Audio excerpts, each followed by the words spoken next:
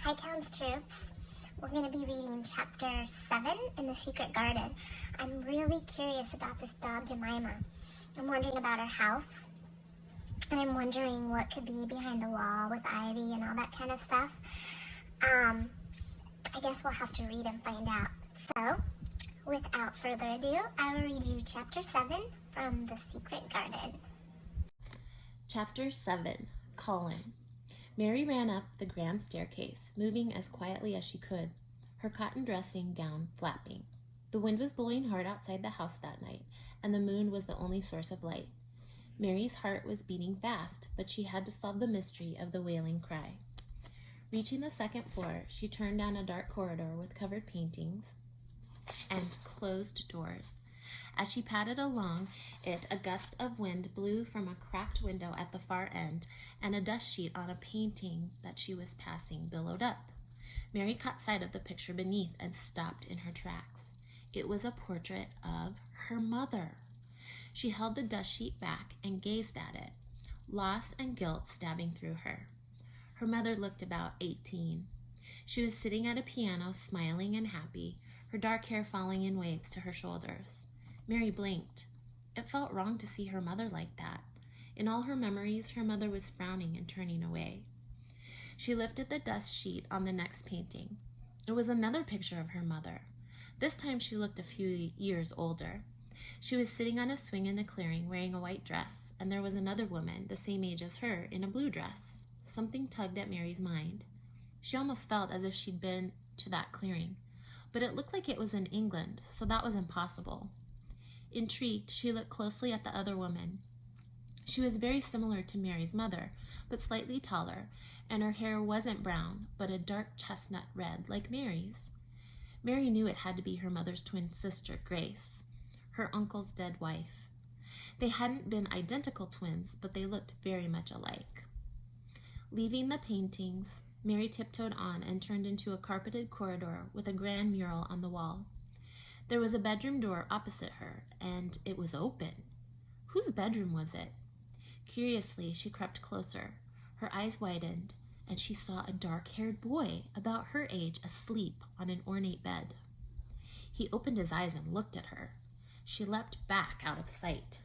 "I saw you," the boy's voice rang out. Mary's thoughts raced. Who was he? He couldn't be a servant. The bedroom was far too grand.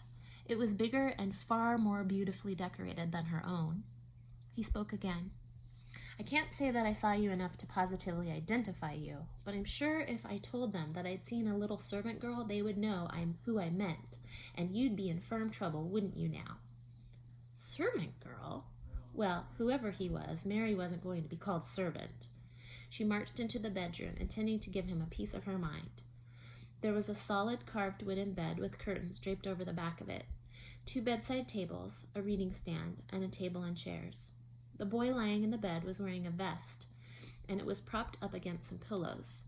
He looked just a little bit older than her. His brown hair fell across his forehead, and his skin was very pale, as he hadn't seen sunlight for a very long time. Mary's attention was particularly caught by his dark eyes. They didn't look like a child's eyes. They were intense and wary. "I am no servant," Mary exclaimed indignantly. "My name is Mary Lennox. My mother was a twin sister to the mistress of this house, and my uncle by marriage owns it still, and you'll do well to give me the respect that I am due." "I'll give you none," the boy declared just as haughtily. "I am Colin Craven, and the uncle you speak of is my father, and if I were to live, this place would one day belong to me." Mary felt a rush of shock. Whatever she had been expecting, it wasn't this.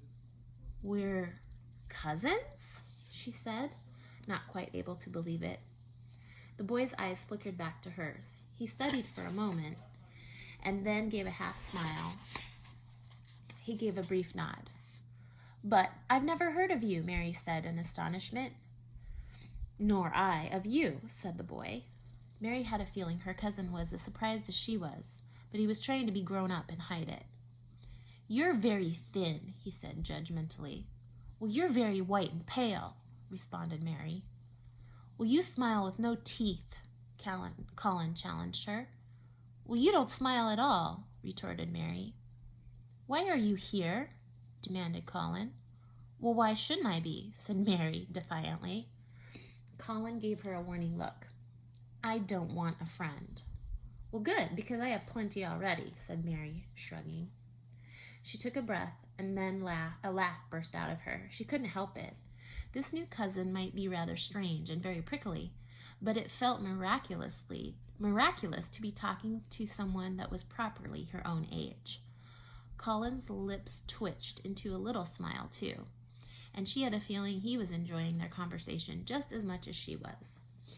So, you're the one who's crying out at night, said Mary, drawing closer. I thought it was a ghost, that this house was cursed. You think this house is cursed? Interrupted Colin. Yes, by all the soldiers who died here. No, said Colin, shaking his head. It is cursed, but not by soldiers. The curse came before the war. The reason people say this house is cursed is because it killed my mother, and now it's going to kill me as well. Well, my mother's died too. This was a guilty secret that Mary had been carrying around inside her. A secret she couldn't even let herself think about. It suddenly burst out of her. I think I'm the one who's responsible, too. Mary knew this was true. She had wished that her mother was gone, and her wish had come true. She stared at Colin, wondering how he would react. He looked at her doubtfully. Did you really cause it? Mary nodded. Colin sighed and then spoke in a strangely grown-up voice. Well then, we both know tragedy, don't we? Feeling relieved that he hadn't judged her or said she was awful, Mary edged a step closer. What do you mean? This house intends to kill you, she said. Colin's face closed like a clam. I do not wish to speak about it, he said curtly, turning his head away from her. Now you may go. Mary was taken aback at the sudden change in him. But if this strange new cousin thought she was going to beg and plead to be allowed to stay with him, he could think again. She lifted her chin. Very well, then. She walked to the door and looked back over her shoulder. I suppose you may see me again, or maybe not. But, Colin began. Good night, said Mary as she left the room. Wait, come back, she heard Colin exclaim. Mary smiled to herself. So it was just as she thought. He hadn't really wanted her to leave. Well, good. He needed to learn that he couldn't order her around, not if they're going to be friends. Friends. With an excited spring in her step at the thought, she hurried back to her own bedroom. That night, Mary dreamed of India again. This time, she was giggling as her father was chasing her. He was pretending to be a tiger. I'm going to get you, he growled. Where are you, little monkey? Mary dived into her mother's bedroom, but her mother wasn't there. Where would she hide? She pulled the wardrobe open, but it was too full of beautiful dresses. She looked under the bed, but there wasn't enough space, so she jumped under the covers and lay still as she could. Then she heard someone enter. She tensed in delight. Daddy was going to find her. Footsteps came over to the bed, and the covers were raised. Mary opened her mouth to squeal, but it wasn't her father who was staring at her. It was her mother, and her eyes were harsh and cold. Mary scrambled out and fled. Mary was awoken by Martha shaking her shoulder. Wake up, girl, wake up! Mary sat up, her hair tousled.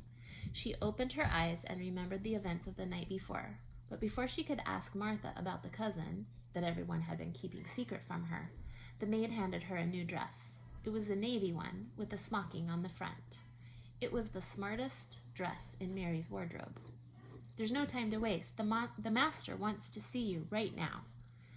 Mary stretched and got up slowly. Martha helped her into her clothing. Now, eat your porridge before Mrs. Medlock comes. Mary played with her spoon in the porridge as Martha tidied away at her night clothes. Come on, girl, you've got to eat faster than that, Martha urged, picking up a hairbrush. My mother would say that you're doing as little as fast as you can. Mary began to eat more quickly as Martha pulled the brush through her hair, parting it to the side. I've decided that I like your mother, Mary said. Martha gave her an exasperated look. You've never met her. Now eat. Mary ate another few spoonfuls. I've decided I like your brother too. Dickon. She thought about the boy that she'd met out in the mist. And I have met him, or at least I would have if he wouldn't have run off. And I'd like to meet him properly, she sighed glumly. Though I imagine he wouldn't like me. No one does. Well, almost no one, she added, thinking about Colin. She decided she would keep him a secret for a little bit, at least until she found out why no one in Misselthwaite had told her about him. You say no one likes you, but how do you like yourself, girl? Martha asked. Mary frowned. What do you mean? Martha put the brush down. Mother said it to me once when I was having a bad temper tantrum. She turned on to me and said, There you stand, saying you don't like this, you don't like that, but how do you like yourself right now? The door suddenly opened, and Mrs. Medlock marched in. Mary saw Martha's eyes widen in alarm. Not that I want to interrupt this little reminiscence, the housekeeper said, fixing Martha a withering look, but there are those who are waiting on you. Mrs. Medlock, I'm sorry, Martha stammered. It's not Martha's fault, Mary interrupted, not wanting Martha to get in trouble. I was being tardy, and she was scolding me for it. Martha shot Mary a surprised but grateful look. Mrs. Medlock sniffed sourly. Well, it doesn't matter whose fault it is. What matters is that you're late. Now come along, child. She strode out of the room. The master is waiting.